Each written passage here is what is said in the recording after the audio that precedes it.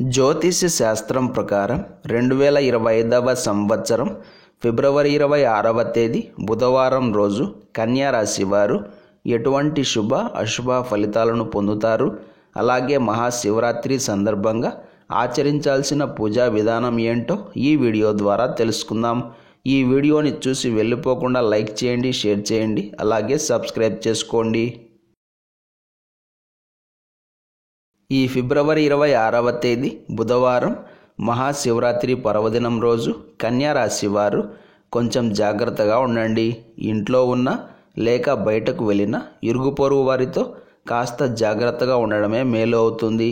మీ పక్క వాళ్ళు తప్పు చేసి దానిని మీపై రుద్దే అవకాశం ఉంది కాబట్టి జాగ్రత్త వహించండి. మీ మంచితనం అవతలి వారికి చేతగానితనంలా కనిపిస్తుంది కాబట్టి ముందే జాగ్రత్తగా ఉండండి. పక్క వాళ్ళ దగ్గర అలుసు కాకుండా కేర్ తీసుకోండి. వ్యాపారాలకు సంబంధించి పెట్టుబడుల విషయంలో జాగ్రత్తగా ఉండడమే మేలు. అపార్థాలు చోటు చేసుకుంటాయి, చికాకులు పెరుగుతాయి. సమయానికి పనులు పూర్తి కావట్లేదు అన్న బాధ కూడా మీలో అధికంగా ఉంటుంది. అయినప్పటికీ మీరు మాత్రం శివారాధన చేయకుండా అస్సలు ఉండరు. తప్పకుండా ఆధ్యాత్మిక కార్యక్రమాల్లో పాలు పంచుకుంటారు. శివుడి యొక్క కృపకు పాత్రులవుతారు. ప్రయాణాలు విసుగును కలిగించవచ్చు. దృష్టి దోషాల పట్ల తగిన జాగ్రత్తలు తీసుకోవడం మంచిది. భార్యాభర్తలు గొడవలు పడతారు. అవగాహన రాహిత్యం అధికంగా ఉంటుంది. ఈరోజు రాత్రి మీకు కలత నిద్ర పట్టవచ్చు. మొత్తం మీద కన్యా రాశి వారు ఈ రోజున ఎంత జాగ్రత్తగా ఉంటే అంత మంచిది. ఈ బుధవారం రోజు మనకు ఎంతో ప్రీతికరమైన, బాగా ఇష్టమైన శివరాత్రి వచ్చింది. ఈ మహాశివరాత్రిని కేవలం మానవులు మాత్రమే కాదు, దానవులు అలాగే దేవతలు కూడా ఆచరిస్తారు. ఒక్క మాటలో చెప్పాలంటే ఏకకాలంలో 3 లోకాల్లో ఈ మహాశివరాత్రి వేడుకలు జరుగుతాయి. ఇలాంటి పరమ పవిత్రమైన శివరాత్రిని ఏ విధంగా ఆచరించాలో ఇప్పుడు మనం వివరంగా తెలుసుకునే ప్రయత్నం చేద్దాం. శివరాత్రిని మనం ఉత్సవంగా చేసుకోవాలి అనుకుంటే సమయాన్ని ఆధారంగా చేసుకొని 8 యామాలుగా విభజించి ఆచరించాలి. మొదటి యామం ఉదయం 6 గంటల నుండి 9 గంటల వరకు ఉంటుంది. ఈ సమయంలో శివుడిని గంగా జలంతో అభిషేకించాలి లేదా శుద్ధమైన నీటితోటి అభిషేకం చేయాలి. ఇక 9 నుండి 12 మధ్యలో రెండవ యామం ఉంటుంది. ఈ సమయంలో పరమేశ్వరుడికి బిల్వదళాలను వేసిన నీటితోటి అభిషేకించాలి.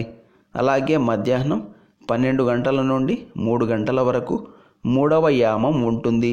ఈ మధ్యలో మనం శివుడికి అక్షతలతో అభిషేకం చేయాలి. అక్షతలను నీటితో కలిపి అభిషేకించాలి. 4వ యామంలో పరమేశ్వరుడికి భస్మంతో విభూతితో అభిషేకం చేయాలి.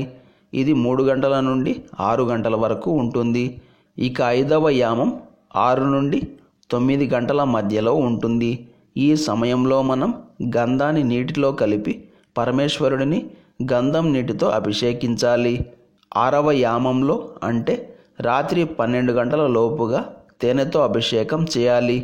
ఇది లింగోద్భవ సమయం. ఈ సమయంలో ప్రతి ఒక్కరూ తప్పకుండా శివారాధన చేయాలి. ఇక 7వ యామం 12 నుండి 3 గంటల వరకు ఉంటుంది. ఈ సమయం మనల్ని పరమాత్మకు దగ్గర చేస్తుంది. జాగరణ ఉండేవారు ఈ సమయంలోనే భగవంతుడికి దగ్గరగా వెళ్తారు.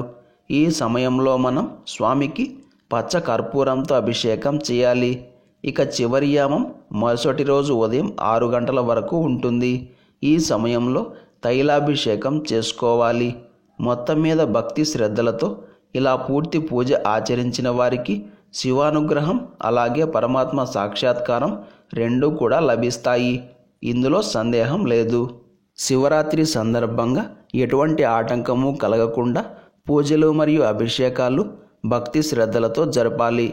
భక్తి శ్రద్ధలతో జరిపించాలి అని తలచిన వారు ఈరోజు సాయంత్రమే చేతిలో విభూది పట్టుకొని శివుడిని తలుచుకొని శివతాండవ స్తోత్రం పారాయణం చేయండి. ఎటువంటి ఇబ్బందులు కలగకుండా పండుగ విజయవంతంగా పూర్తవుతుంది. భక్తి శ్రద్ధలతో ఒక పువ్వును సమర్పించినా చాలు, ఆ పరమశివుడు మనల్ని ఎలవెలలా రక్షిస్తాడు. దీనంగా శివ శివ అని పిలిస్తే చాలు, మన కష్టాన్ని తీర్చేస్తాడు. వరాల జల్లులు కురిపించే బోలా శంకరుడికి ఈ శివరాత్రి రోజున మారేడు దళం సమర్పిస్తే చాలు, మన మనసులో ఉండే ధర్మబద్ధమైన కోరికలను ఆయన తప్పకుండా నెరవేరుస్తాడు. అందుకే ఈరోజు మనం పరమేశ్వరుడికి బిల్వదళాల అర్చన చేద్దాం, కోరికలను తీర్చుకుందాం. ఈ రోజున ఎవరైతే 108 బిల్వదళాల మాలను శివుడికి సమర్పిస్తారో వారికి తప్పకుండా ధర్మబద్ధమైన కోరికలు నెరవేరుతాయి. ఇలాంటి సమాచారం ప్రతిరోజు మీకు వీడియో రూపంలో అందాలంటే వెంటనే మా ఛానల్ని సబ్స్క్రైబ్ చేయండి.